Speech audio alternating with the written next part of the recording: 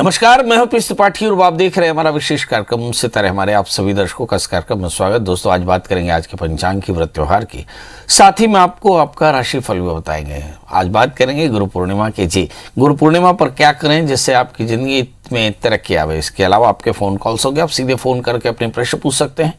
हमारा phone number है 07714008777। अब से आधे घंटे तक लगातार ये फोन लाइन खोली रहेगी और हमें आपके फोन का इंतजार रहेगा। तो चलिए कार्यक्रम की शुरुआत करते हैं, जानते हैं आज का पंचांग। आज शुभ संवत 2078 शक 1943 सूर्य दक्षिणायन का आषाढ़ महीने की शुक्ल पक्ष की पूर्णिमा तिथि और दिन शनिवार। आज पूर्णिमा 8:07 तक, उत्तराखड़ा नक्षत्र 12:40 तक का, चंद्रमा मकर राशि में होंगे। आज का राहु काल 8:53 से 10:31 तक होगा। तो दोस्तों, ये तो था पंचांग और अब बात करते हैं पूर्णिमा की। जी, आषाढ़ महीने के शुक्ल पक्ष की पूर्णिमा को गुरु पूर्णिमा कहते हैं। बड़ा प्रश्न यह है कि आखिर गुरु का अर्थ क्या है। जो अज्ञान के अंधकार से बाहर निकाले उसी का नाम गुरु। गौरवम यत्र वर्तते ते गुरु।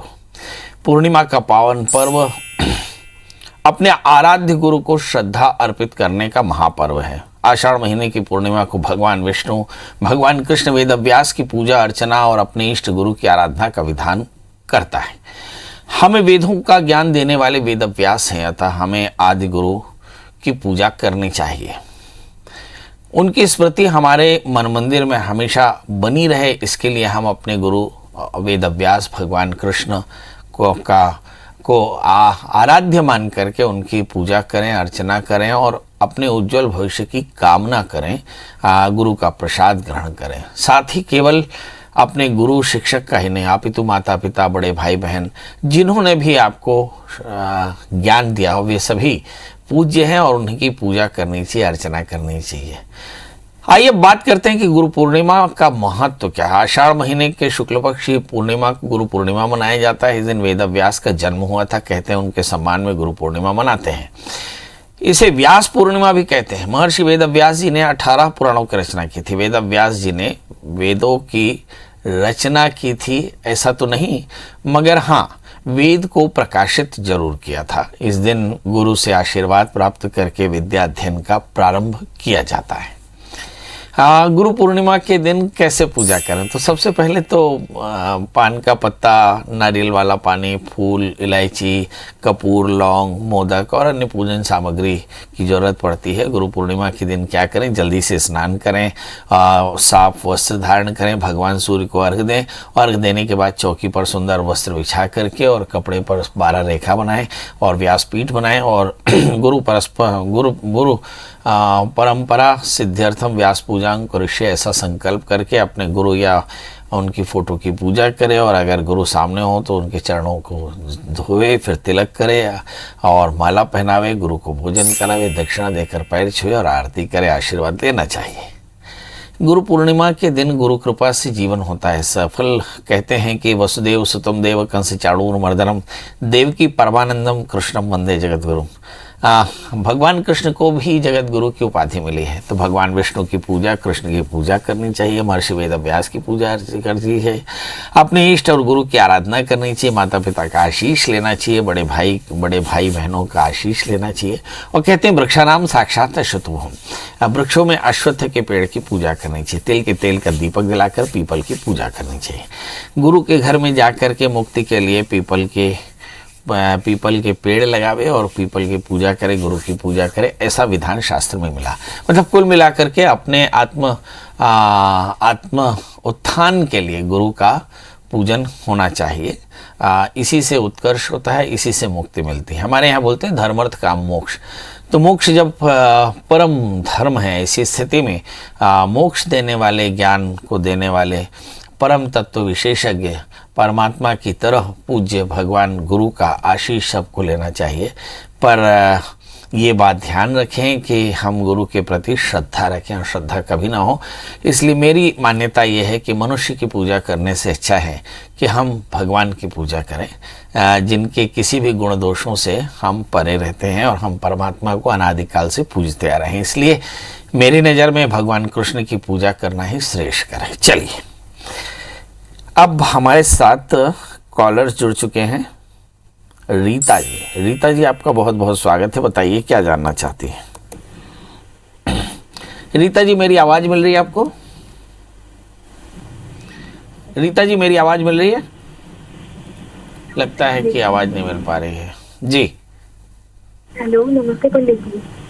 जी जी बताइए। रीता जी मेरी आवाज आपको मिल रही है? हेलो रीता जी टीवी की आवाज बंद कर दें और हेलो कर दें। हेलो। हाँ मैं सुन रहा हूँ, हेलो हेलो। रीता जी बताएं।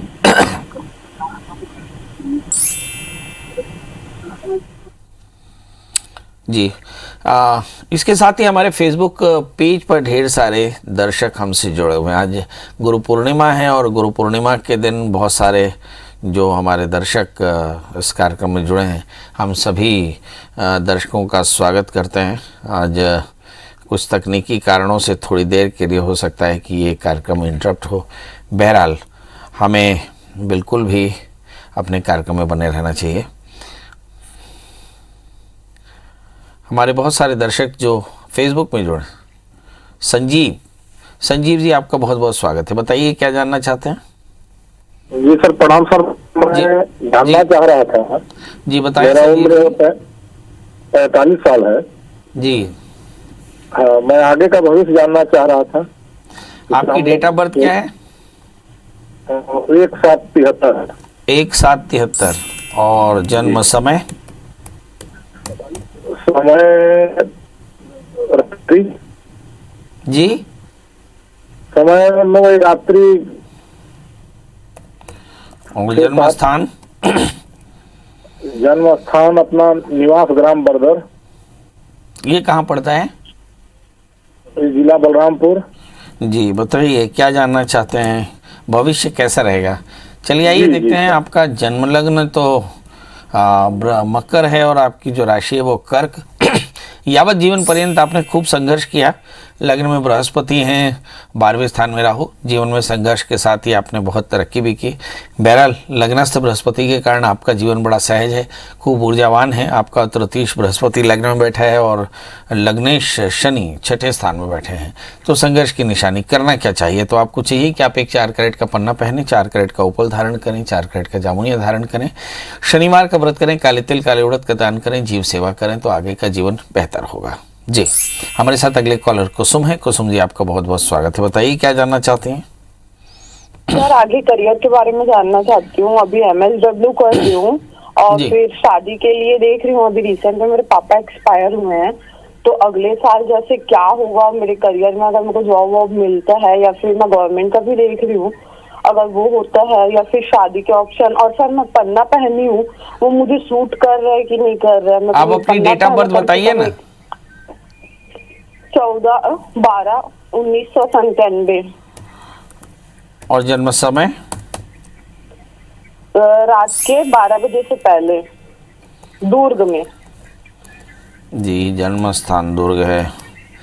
पढ़ाई क्या की? आप MSW कर रही हैं और आपको लगता है कि करियर कैसे रहेगा और शादी कैसे रहेगी? बहरहाल आपका जन्म लग्न सिंह है, आपकी जो राशि मिथुन, लग्न में राहु, खूब गुस्सा, जीवन में थोड़ा सा नियंत्रण की कमी, सप्तम षष्ठम स्थान में है। शादी करें तो शादी से पहले कुंभ विवाह कराना बिल्कुल ना भूलें।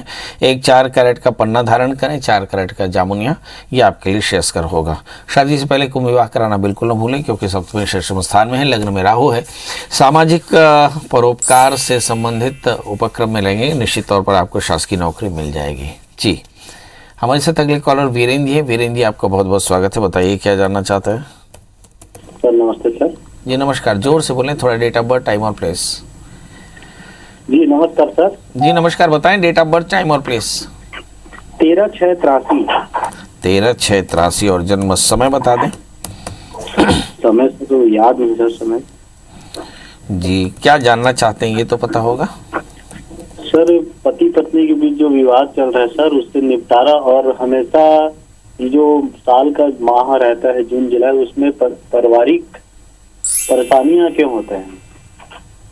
मैं समझा नहीं, क्या बोला आपने? हेलो जी आपका दाम्पत्य जीवन अच्छा नहीं है, इसके लिए क्या करना चाहिए? आपका जन्म लग्न मकर है, आपकी जो राशि है वो कर्क, दशम स्थान में शनि। मुझे से लगता है दाम्पत्य जीवन में यही एक व्यवधान। क्या करना चाहिए? आपको चाहिए कि मंगल का व्रत करें, नमक तेल का त्याग करें, मंगल सूत्र का पाठ करें, पारिवारिक परेशानियां दूर होंगी और जल्दी आपके जीवन का निर्णय होगा। जी प्राची जी, आपका बहुत बहुत स्वागत है। बताइए क्या जानना चाहते हैं। मुझे मेरी बड़ी बहन के लिए पूछना है। प्राची जी, उनकी डेट ऑफ बर्थ बता दें। हाँ, उसका डेट ऑफ बर्थ है 22 जून 88 और समय शाम को 6:20 28। जी बताइए, जन्म स्थान। अहमदाबाद, सॉरी लुधियाना। जी, क्या जानना चाहते हैं। अच्छा, इनका एक्चुअली अभी शादी कब होगा और करियर में अभी कुछ ठीक नहीं चल रहा है, तो अभी ग्रोथ कब होगी। एक बार जन्म तारीख फिर से बता दें। 22 जून 88 जी, और जन्म समय आपने बताया 6:28 शाम में। और आप जानना चाहती हैं कि करियर में कुछ अच्छा नहीं, शादी कब होगी। आइए देखते हैं, सबसे पहले शादी की बात कर लें, क्योंकि मुझे ऐसा लगता है कि 7वें स्थान में बृहस्पति अप्रैल के 22 में पहुंच जाएंगे, तो ऐसा मान सकते हैं कि अप्रैल से लेकर जून के बीच में आपकी बहन की शादी होगी। दूसरा, क्या शादी में कोई प्रॉब्लम है। चौथे स्थान में मंगल राहु है, और यही एक कारण है कि इनकी शादी में थोड़ी सी परेशानी, यानी शादी से पहले एक छोटा सा कुंभ विवाह करा लें। तीसरी बात, करियर में कुछ अच्छा नहीं हो रहा है। इनके भाग्येश चंद्रमा है जो 11वें स्थान में है। मुझे ऐसा लगता है कि राहु के कारण यहाँ भी थोड़ी सी परेशानी जरूर हो सकती है। इस समय जो दशाएं चल रही है, अगर उस पर बात करें तो ऐसा लगता है कि राहु की महादशा में शुक्र का अंतर चल रहा था, इसके बाद चंद्रमा का अंतर है। मुझे ऐसा लगता है कि आने वाले 1 वर्ष के भीतर में सारी बातों का जो एक सार ये निकलता है कि प्रत्येक मनुष्य के जीवन में पूर्णता को पाने का जो लक्ष्य है वो बिना गुरु के संभव नहीं, और गुरु को पाने के बाद आपके अंदर में जो पूर्णता आती है उसकी प्रक्रिया में सबसे पहले विनय होना चाहिए। मतलब हम विनय पूर्वक गुरु को सुनें, गुरु की शिक्षाओं पर अमल करें और फिर अपने जीवन को बुद्धत्व की ओर ले जाएं। यही बुद्ध का ज्ञान है। आज गुरु पूर्णिमा है।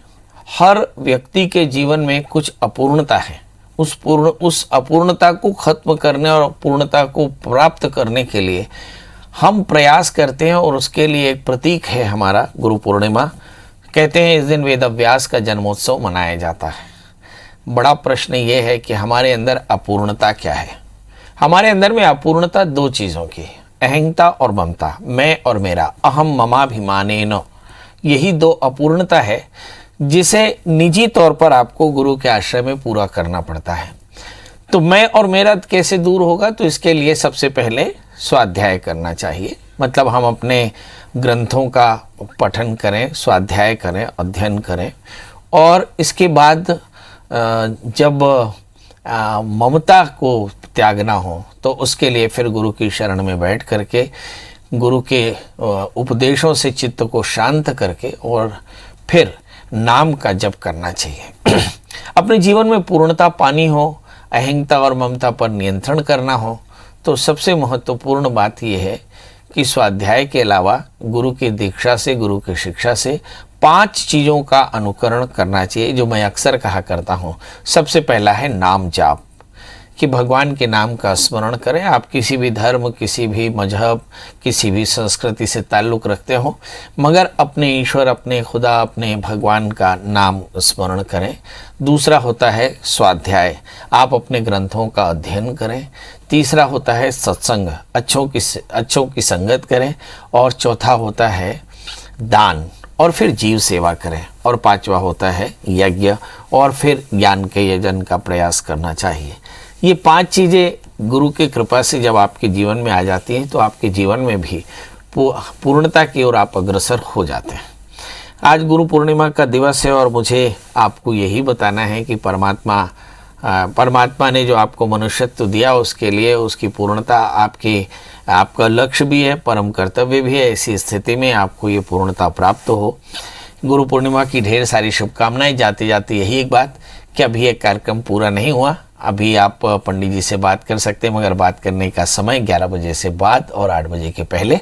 और पंडित जी का नंबर ढूंढने के लिए बड़ा आसान है, गूगल में सर्च करें प्रियाशरण त्रिपाठी या PS त्रिपाठी या पंडित प्रियाशरण त्रिपाठी, मिल जाए तो कॉल करें। दोस्तों, कल फिर हाजिर होंगे किसी नए विषय के साथ। तब तक मुझे दी इजाज़त। नमस्कार।